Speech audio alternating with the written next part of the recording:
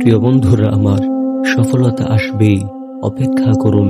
পাতাল কুঠুরিতে আপনার যে সম্পদ জমা করে রাখা আছে তা নিয়ে দুশ্চিন্তা করবেন না। আল্লাহর প্রতি আপনার যদি বিশ্বাস না থাকে, তবে উচ্চ প্রাসাদ ও সবুজ বাগানসমূহ আপনাকে শুধু দুশ্চিন্তা, দুঃখ, বেদনা ও হতাশায় বয়ে এনে দিবে। বিষণ্ণ হবেন না। এমনকি আপনার চিকিৎসকের রোগ নির্ণয় ও তার ওষুধও আপনাকে সুখী করতে পারবে না। যদি আপনি বিষণ্ণতাকে আপনার অন্তরে বাস করতে দিয়ে আপনার আবেগ ও অস্তিত্বে প্রবাহিত হতে দেন, বা আপনি যদি বিষণ্ণতা আপনার আবেগ ও অস্তিত্বে প্রবাহিত হতে দিয়ে আপনার অন্তরে বাস করতে দেন, দুঃখ করবেন না। কারণ আল্লাহর নিকট আকুল আবেদন করার ক্ষমতা এবং রাজাধিরাজের দরবারে একান্ত বিনীত হওয়ার ক্ষমতা তো আপনার আছে।